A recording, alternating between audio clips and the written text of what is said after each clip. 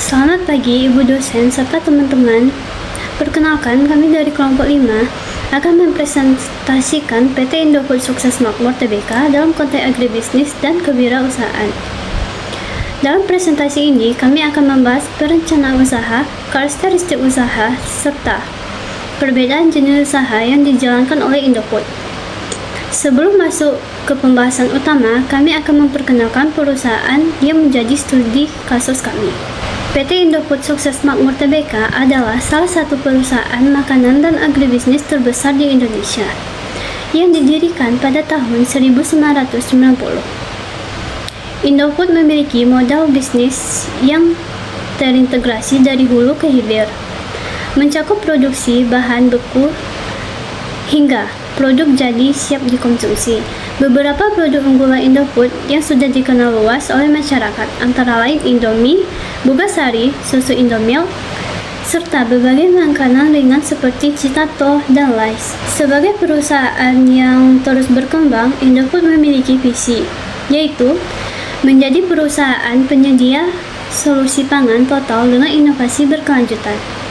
Nah, untuk mewujudkan visi tersebut, Indofood menjalankan misinya dengan menyediakan produk berkualitas tinggi yang mudah dijangkau oleh masyarakat. Dengan strategi bisnis yang kuat dan inovasi yang berkelanjutan, Indofood terus berkontribusi dalam industri pangan dan agribisnis di Indonesia. Baik, saya akan menjelaskan materi mengenai ciri dan karakteristik dari perencanaan usaha yang baik. Ada 3, yaitu yang pertama, realistis, di mana ketika merencanakan usaha atau bisnis, kita harus berdasarkan dengan data yang ada dan sesuai dengan kondisi pasar. Contohnya, ketika Indofood akan meluncurkan suatu produk baru, mereka akan melakukan survei pasar terlebih dahulu. Yang kedua, fleksibel dan adaptif, yaitu ketika merencanakan suatu usaha atau bisnis, kita harus mampu menyesuaikan dengan kondisi pasar yang mungkin saja akan berubah. Contohnya, Indofood akan meluncurkan makanan dengan kandungan minim lemak dan garam ketika terjadi peningkatan tren makanan sehat. Kemudian yang terakhir atau yang ketiga, yaitu berorientasi pada tujuan. Yaitu ketika kita akan merencanakan suatu bisnis, kita harus memiliki strategi yang jelas dan tujuan dari usaha yang terperinci. Misalnya, Indofood memiliki visi menjadi perusahaan penyedia solusi pangan total dengan inovasi berkelanjutan.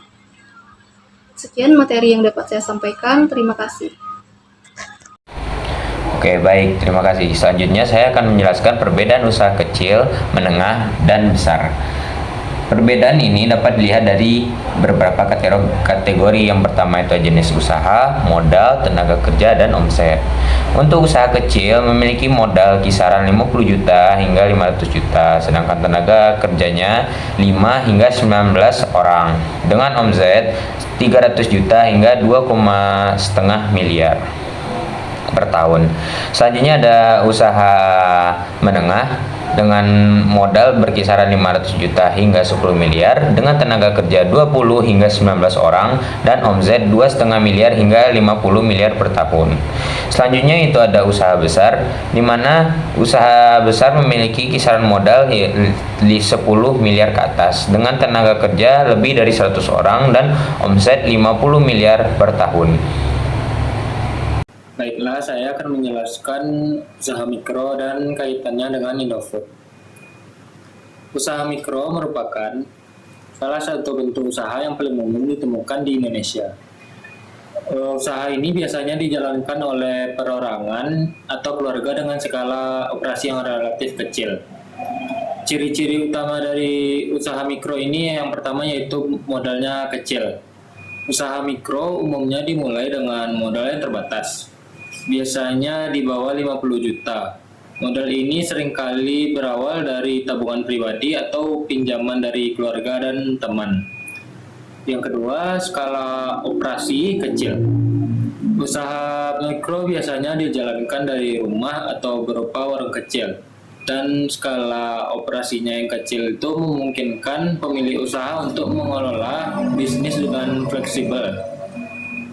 Yang ketiga, omset tahunan yang terbatas. Omset tahunan usaha mikro biasanya tidak melebihi 300 juta. Meskipun terlihat kecil, usaha mikro memainkan peran penting dalam perekonomian lokal karena jumlahnya yang sangat banyak. Selanjutnya, hubungan dengan Indofood, yaitu Indofood sebagai salah satu perusahaan makanan terbesar di Indonesia memiliki hubungan yang erat dengan usaha mikro. Keterkaitannya itu yang pertama distributor dan agen penjualan. Indofood bekerja sama dengan banyak UMKM sebagai distributor dan agen penjualan produk-produknya. Hal ini memungkinkan produk Indofood untuk menjangkau pasar yang lebih luas, termasuk daerah-daerah terpencil. Yang kedua, bahan baku untuk usaha mikro. Banyak usaha mikro seperti warung makan dan pedagang kaki lima menggunakan produk Indofood sebagai bahan baku dalam penyajian makanan mereka. Produk-produk seperti mie instan, bubuk masak, dan minyak goreng dari Indofood sangat populer di kalangan usaha mikro karena kualitas dan harganya yang terjangkau. Yang ketiga, program pemberdayaan UMKM. Indofood juga aktif dalam berbagai program pemberdayaan UMKM, seperti pelatihan dan pendampingan bisnis. Program ini bertujuan untuk meningkatkan kapasitas dan daya saing usaha mikro sehingga dapat berkembang lebih baik. Perusahaan startup dan perusahaan tradisional memiliki perbedaan dari berbagai aspek. Yang pertama yaitu aspek berfokus, di mana perusahaan startup ini memiliki inovasi yang teknologi, sedangkan perusahaan tradisional ini memiliki produksi yang stabil. Kedua yaitu dari skala bisnis, di mana perusahaan startup ini memiliki pertumbuhan yang cepat, sedangkan perusahaan tradisional ini memiliki pertumbuhan dalam jangka panjang. Ketiga itu contoh dari perusahaan startup dan perusahaan tradisional, di mana perusahaan startup ini memiliki contoh seperti Gojek atau Tanihub, sedangkan perusahaan tradisional ini memiliki contoh seperti GoFood atau Unilever.